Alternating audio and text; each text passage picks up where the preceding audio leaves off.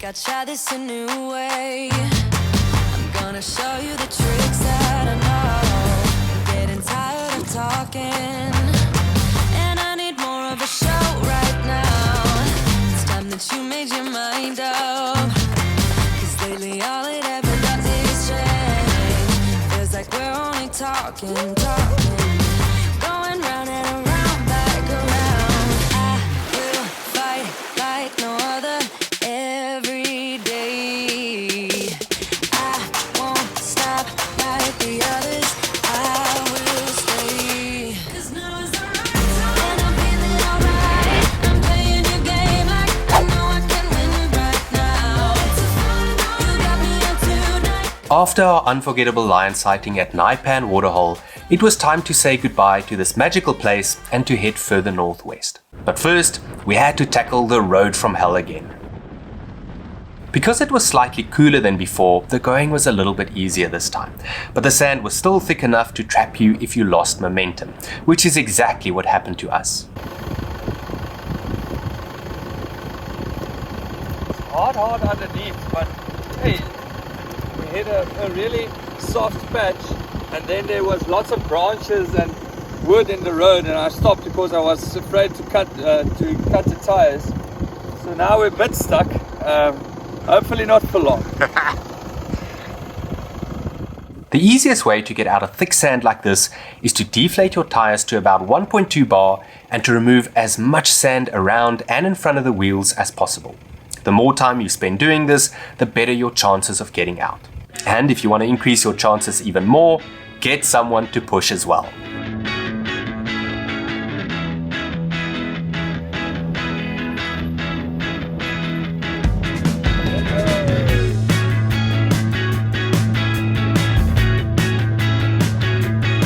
That is how you get out of sand. If you have to use logs and branches to free yourself, stop if you can once you're out and remove them from the sand to prevent other people from getting stuck as well. At the park entrance gate, we deflated the Econolift suspension air helpers and inflated the tires before heading for the town of Maun. It took us about 2.5 hours to get there from South Camp. Wow, Maun is a bustling place on a Monday morning. We've stopped here on our way to Khwai just to do a few things like getting some meat here at the back at Beef Boys. Then at the back there, we filled up at Riley's, and then we'll head over to ShopRite to do a bit of grocery shopping. And then who knows, maybe we'll even get a cappuccino, and then we're off to Khwai. Riley's garage really is the perfect place to stop in Maun. It's next to an AutoZone and ShopRite, and there's even a pharmacy across the road. After stocking up with diesel, kindly sponsored by the Trail Food Company, we also filled up Fricky's water tank and bought some fresh meat from Beef Boys. A nice beef espetada. It's frozen.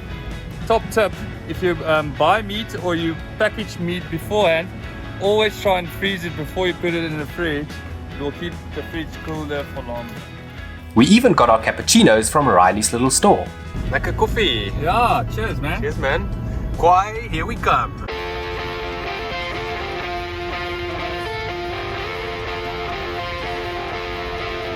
Not far outside Maun, where the road turns from tar to gravel, we had to stop again, this time to deflate the tires and re-inflate the air helpers for the bumpy road ahead.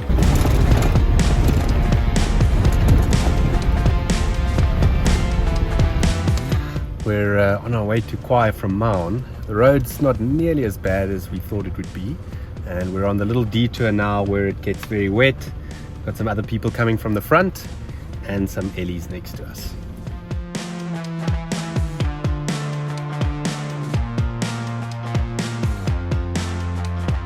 Although you're allowed to pick up firewood further than 1 kilometer away from your campsite in the Khwai Concession, we decided to support the locals in Mababe village before heading to arguably my favorite place in the whole Botswana, the Khwai Development Trust's Magotho Campsite, which takes about 3 hours to reach from Maun. It doesn't get much better than setting camp up in a scene like this. Cheers on that, eh, people? After a long day, we left Naipan this morning at 7 o'clock. It's now 22:05. We finished setting up camp, and look at this.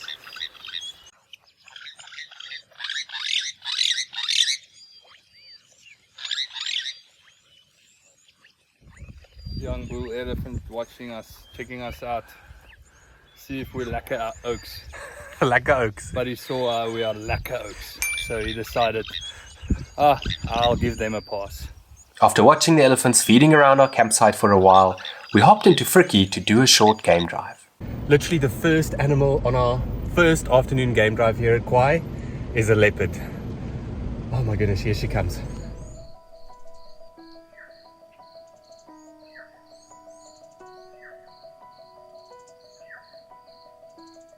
At some stage she stopped, seemingly to decide whether she was going to turn left into the dead tree forest or right into the thickets that lay between us and the Khwai River. Eventually she turned right, which meant that we lost sight of her, but thanks to some squirrel and Franklin alarm calls, we were able to relocate her again quickly.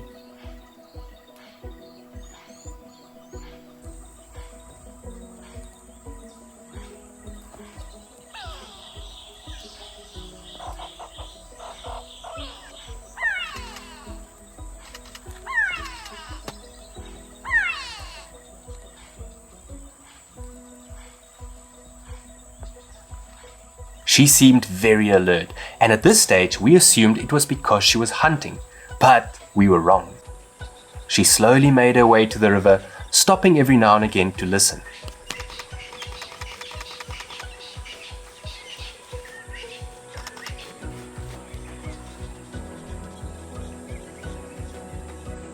By the time she finally broke cover, the sun bathed her in stunning golden light.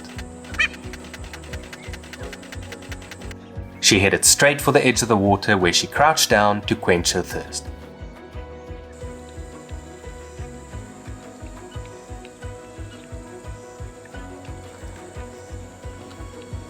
And then something remarkable happened. She walked over to where a tiny little cub was drinking.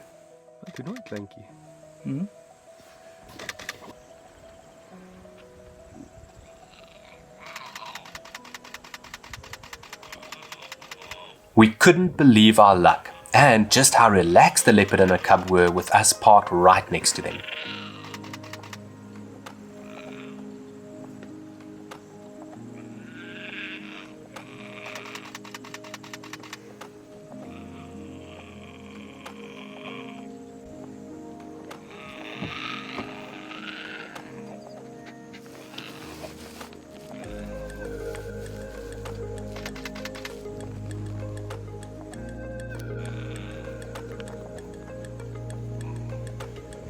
I've seen hundreds of leopards before, but few sightings can compare with this one. Just look at the photos we were able to take with our mirrorless camera gear from Outdoor Photo.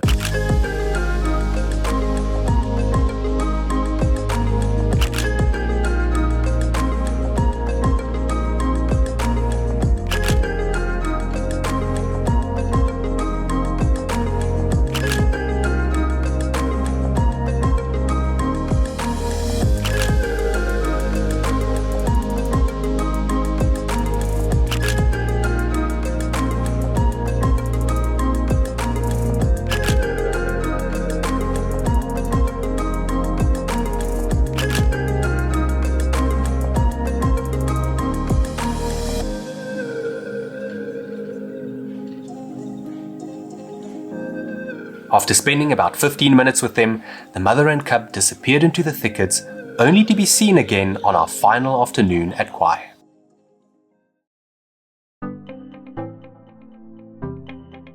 Magotho Campsite is run by the Khwai Development Trust and lies just north of Moremi, somewhere between Mababe village and Khwai village, near the turnoff to Savuti.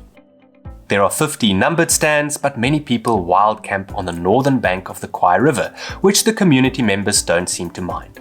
They've got a tiny little office right next to the river near stand number 5, where you have to check in upon arrival. Getting a hold of someone to make a booking at Magotho can be very difficult, so save yourself the trouble and book through Botswana Footprints. I've added a link to their website in the description below. If you're on a large stand with a stunning view over the dead tree forest and you don't mind a lack of privacy, ask for stand number 13. It's only a short drive away from one of 3 basic ablution blocks with flush toilets and hot water. Don't forget to bring your own toilet paper with. Stands number 4 and 5 are closer to the river, have lots of shade, and are both walking distance from an ablution block. If, however, you want more privacy and don't mind driving to an ablution block, ask for stands number 7 or 9. Personally, I don't like camping right on the river because then people drive past your campsite throughout the day. And remember, never scoop water from the river itself because there are some monster crocodiles around. Rather bring a spare container with you that you can fill up next to the ablution blocks. We actually borrowed a rake from the community members to clear our stand of thorns before laying down our ground sheet below the gazebo. I also suggest clearing a path for your vehicle because these thorns can easily puncture a tire. Speaking of which, even though you're allowed to drive off-road here, I strongly suggest that you stick to the road simply because of all the spikes next to the 2 tracks. We've actually had 2 sidewalls compromised like this in the past, and that's why I always travel with a satellite phone from Sat48. You never know when you might have to call for help. Over the next couple of days, we search for any and everything beautiful around Magotho.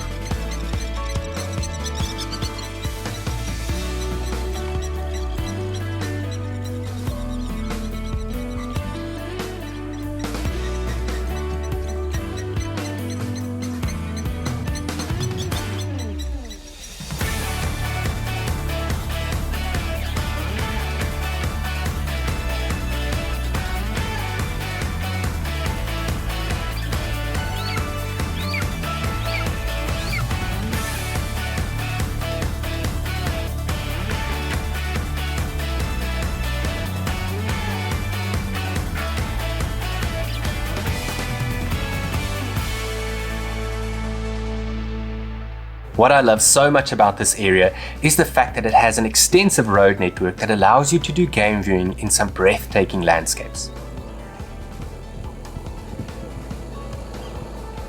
On our second morning, we spent some time looking for the mother leopard and her cub close to camp. It's crazy, we've been looking for that leopard female with the cub all morning, probably close to an hour and a half now without any luck, no tracks even.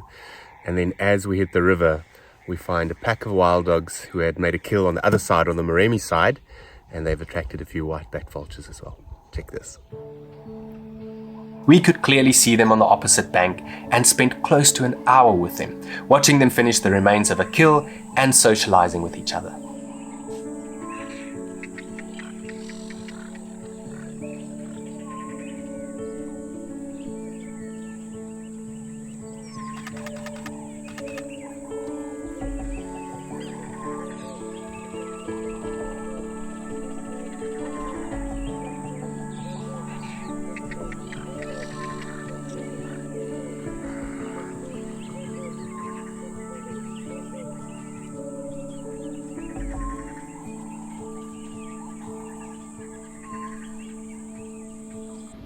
Shortly after, someone told us about a pride of lions on a buffalo kill near Chobe camp further northwest. There was very little of the carcass left, and despite the flies and the heat, some of the pride members kept tearing off dry and chewy pieces of meat.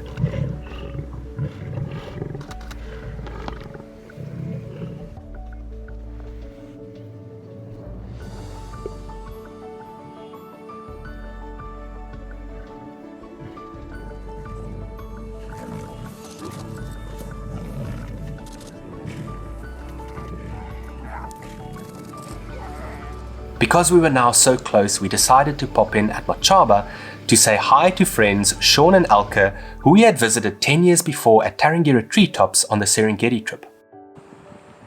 This, however, meant crossing a long stretch of water first, but luckily it wasn't too deep.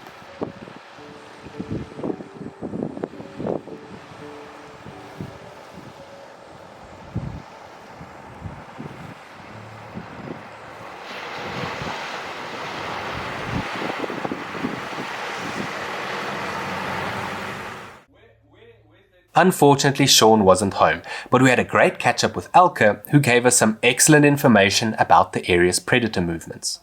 At the moment, they've actually settled quite nicely, like Magotho Station, that whole area. On the way back to camp, we crossed another much deeper channel that made our hearts beat a little bit faster at some point.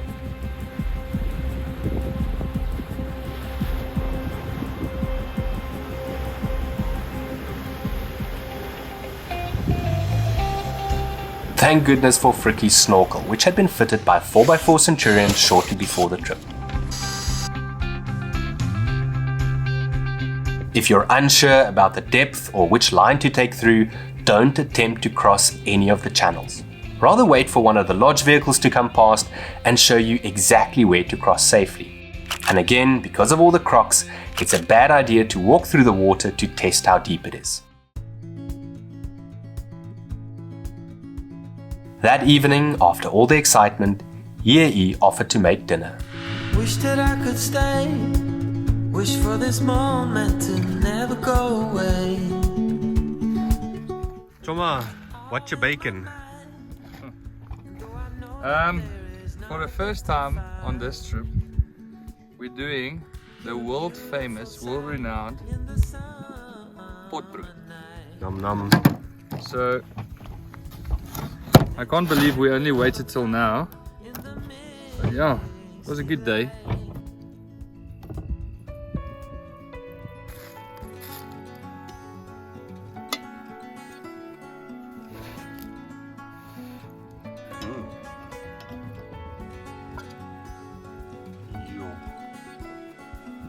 Yeah. Yes, that looks amazing.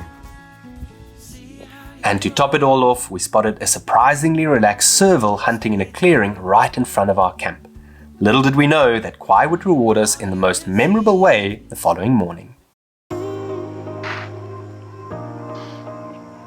In the next episode, we follow a lioness for nearly 2 hours, watch her being chased by hippos, and reuniting with her pride.